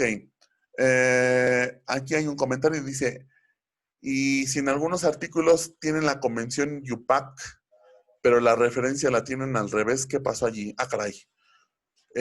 No, que tengan la convención UPAC, pero la referencia la tienen al revés. ¿Referencia a qué te refieres, David? ¿A otro artículo? O sea, que citen otros artículos o ya no entendí a qué te refieres. Sí. Ah, ok, que la referencia. No, el ferroceno ferricino es referencia, uses la convención que uses, ¿sí? Este, la referencia es, digamos, independiente, ¿de acuerdo? Entonces, lo que debemos hacer nosotros como buenos electroquímicos y científicos es usar la convención. No sé si sea IUPAC, ahí sí, no estoy muy seguro que sea IUPAC, pero sí se llama Convención Europea y sí, a lo mejor ya convenciona la IUPAC de que la electroquímica se haga así. O sea, pues sí, por favor. Esto todo lo voltean y va en contra de lo lógico, ¿no? Entonces, pero las referencias las puedes usar con este sistema o convención o con la otra, no hay problema. De hecho, muchos de los electroquímicos usan el ferricino o ferroceno como referencia, nada más que grafican las cosas bien hechas, nada más. ¿De acuerdo? Entonces, espero que haya quedado claro y que haya resuelto tu duda. A lo mejor no la entendí. ¿Sale? Me comentan que no encontraron los cuestionarios o las actividades. Ok. Voy a checarlo de manera más específica. Sí he visto que me han mandado correos de muchas cosas, no los he revisado, mil disculpas. Espero, a lo mejor hoy no tengo mucho tiempo de revisarlos todavía, pero los reviso con mucho gusto mañana ya en el transcurso del día. Em, esto, y checo lo de los cuestionarios. La última vez que revisé, pues ya vi varios que lo entregaron, ¿sí? Acuérdense, no es calificación, ¿eh? O sea, no los voy a calificar. Es decir, ay, sí, tuviste 10, tuviste... No, creo que es un curso extracurricular. Aquí los que proponen o se proponen estudiar más son ustedes. Y es más, pues ustedes son los que se califican. Decir, chin, esta pregunta de plano no la recuerdo, no la supe. Y si se interesan, pues me pueden mandar dudas. Hay quienes también ya me mandaron ahí dudas, preguntas, propuestas en el correo y digo, eso está muy padre. De eso se tratan los cursos, que ustedes también propongan, expongan sus dudas o quieran profundizar. Para eso estamos, ¿de acuerdo? Entonces no los voy a calificar, nada más me está apareciendo ahí, ya entregó, eso quiere decir como un pase de lista, ¿vale? Ok, aquí hay otra pregunta, dice, en el caso de un sistema con varios centros metálicos, como un polímero de coordinación, ¿cómo podría decir cuántos centros metálicos se encuentran en el proceso redox? ¿Esto lo puedo encontrar en algún lado? Claro que sí. Nada más déjame acordarme bien. Híjole, sí tenía una referencia. Hay artículos. Si puedes, a ver, te voy a dar como una pista. Puedes encontrar electroquímica, estudios electroquímicos ay, mm, se llaman sistemas, me parece que se llaman sistemas puente, ajá, de coordinación. Hay unos muy famosos, o al menos yo los considero famosos, de cobre. El sistema en ese sentido es muy sencillito. Nada más tiene este, dos centros de cobre. O sea, son dos cobres, dos más, coordinados y puenteados. O sea, hay ligantes que hacen la función de puente y les hacen el estudio electroquímico y sí ven que hay diferencias, en la reducción. O sea, no se reducen al mismo potencial y luego cuando se oxidan también hay algunos detallitos. No tengo, digamos, la referencia así puntual, pero puedes iniciar una investigación, bueno, una búsqueda, perdón, ya sea en el Google Scholar o en SciFinder. Me sirve también de comercial. Toda nuestra comunidad de química, facultad de química o estudiantes de UNAM tienen el acceso, y más ahorita, a SciFinder. Ajá, por si no lo sabían, tienen que hacer sesión, iniciar sesión o registrarse en bibliotecas, ¿sí? En BidiUNAM. Y allí mismo, ya en el sitio de bibliotecas, les permiten generar un usuario de SciFinder remoto, ¿sí? Y desde su casita, si tienen internet, pueden empezar a buscar artículos en SciFinder. ¿Sí? Entonces, en el buscador de SciFinder o si no, en Google Scholar, en académico, puedes poner estas palabras clave como eh, puente de coordinación, estudio electroquímico o inclusive voltamperometría cíclica de compuestos de coordinación bimetálicos. Empieza con bimetálicos porque seguramente es de lo que más va a haber, ¿sale? Si yo encuentro algo, o ahorita le pregunto a un colega que a lo mejor sabe más sobre el tema, y me puede pasar una referencia, pero con muchísimo gusto, la pongo ahí hasta en el Classroom para que todos puedan ver el artículo, o los artículos, o las referencias, porque luego el Sci-Hub no sirve muy bien y no podemos bajar todo. ¿Sale? Entonces, pero si puedes irle buscando, pues ahí está una propuesta. Eh, también no nos dejan entrar en los cuestionarios. Ok, déjenme ver, no sé, ahora sí que no se me estresen. Tenemos tiempo todavía esta semana e inclusive la otra para arreglar este asunto de los cuestionarios del sistema. ¿Sí?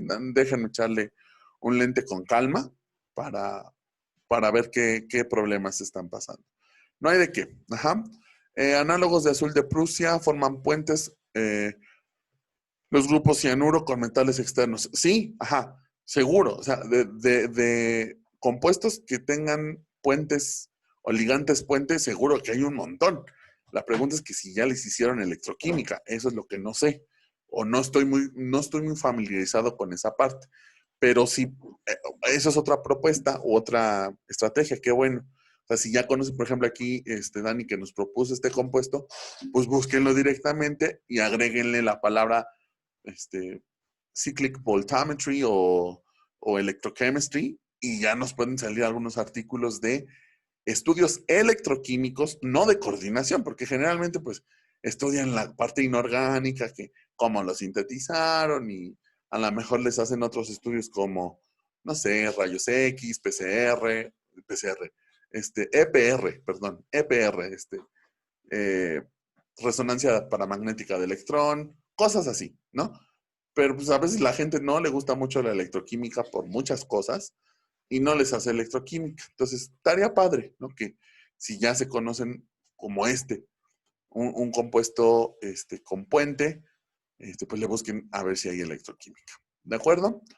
Muy bien. Entonces, ¿alguna duda, alguna otra pregunta? La electroforesis en la electroquímica.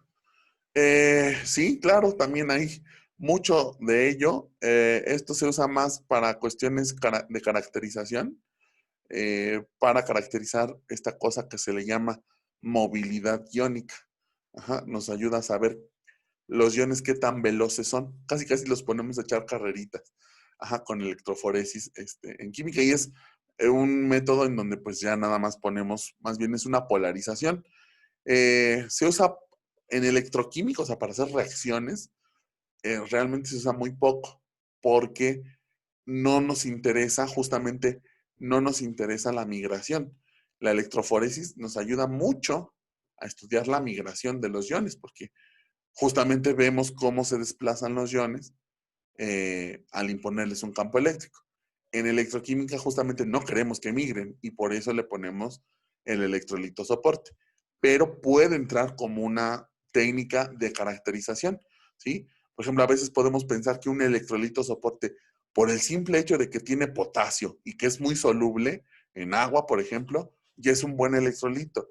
Y ya cuando hacemos este tipo de estudios de electroforesis o otro, donde se mida la movilidad o la velocidad de migración, pues nos damos cuenta que parece que no le hubiéramos puesto electrolito. Entonces, estos estudios también son muy importantes, pero más en el ámbito, digamos, previo. Caracterizar algún disolvente, caracterizar sobre todo iones, un electrolito soporte, ajá, y sí, sí se puede. Se pueden hacer también para cuestiones de viscosidad o cosas así, cuando usas disolventes muy extraños o medios muy extraños que ya tienden más a lo sólido. Ajá, allí también puedes mover o hacer un estudio de electroforesis para ver qué tanto se mueve un ion, pero ya en un líquido muy viscoso, muy denso o inclusive ya en un sólido. ¿De acuerdo? Entonces, sí, súper, útiles. Y pues en las reacciones electroquímicas casi no lo usamos, porque justamente evitamos la migración. ¿De acuerdo? Ok, ¿algo más, colegas, que gusten comentar, aportar, preguntar? Eh, ¿Cuáles son las fórmulas para cuantificar cationes usando voltamperometría? Eh, en cíclica yo no la recomiendo para cuantificar, no, porque es muy afectada por la cinética, ¿eh? La cíclica es afectada por la cinética y donde tus cationes tengan esa bronca como el zinc que yo les platiqué, adiós cuantificación. No funciona. Pero la lineal sí, la lineal es una belleza para cuantificar.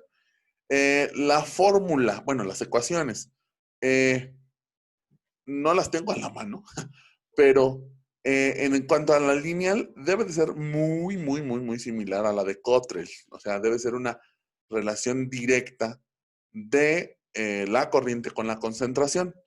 Ahora, en la pendiente, ¿verdad? En la pendiente, igual se involucra el área del electrodo, el coeficiente de difusión, número de electrones intercambiados, la temperatura, etcétera. Y además, aquí en lineal, se involucra un término que es la velocidad de barrido de potencial, ¿sí? Que creo que depende a la 1 medio, ¿sí? Voy a buscar en el... Ay, ¿cómo se llama este libro? Ay, BART. En el BART, las ecuaciones y, eh, y las colocamos, se les pongo ahí en una diapositiva para que las cheque, ¿no? O les pongo ahí la cita del libro. Ajá. Las curvas de supongo que de Tafel, esas son para también medir cinética y se usa cronoamperometría y se usan muchísimo para la cuestión de la corrosión. Y ven que la corrosión es un proceso a veces muy lento, ¿no? La oxidación de los metales. Entonces, pues ahí, es un poquito una aplicación un poquito más avanzada, que pues a lo mejor aquí no vamos a llegar a eso. Ajá. La de Randles, sí, son ecuaciones. Ah, qué bueno que me acordaste del nombre. Gracias, David. Sí, pueden buscar las ecuaciones de Randles y Sevich, ajá, que son las ecuaciones que modelan la corriente de pico o la corriente límite en voltamperometría lineal y cíclica. Sí, de todas maneras las buscamos y ahí las ponemos en el apunte. Podemos hacer un resumen como de ecuaciones, un ecuacionario y ahí los ponemos. ¿De acuerdo? Ándele, así se escribe CEVIC, efectivamente. Muchas gracias, David. Ok, ¿algo más, colegas? ¿Más preguntas, más dudas? Ok, pues parece que no. Entonces, los dejo aquí con esta imagen. Se la subo, yo creo que al ratito en la noche, ajá, o mañanita en la mañanita. Y retomamos el miércoles a la hora ya, digamos, que se estableció para el curso, ¿sí? Y retomamos esta parte de cíclica y cerramos con otras dos técnicas de voltamperometría, que son voltamperometrías de pulsos, ¿sí? Que también son, pues son interesantes y yo creo que sí nos va a dar tiempo, ¿va? Pues les agradezco mucho su paciencia, les agradezco mucho su tiempo, que estén muy bien, cuídense mucho y pues nos vemos el miércoles, ¿sale? Cualquier cosa, nada más ténganme paciencia, pero ahí estamos en contacto, ¿sale? Bonita tarde, que estén muy bien, buen provechito y nos vemos el miércoles, ¿vale?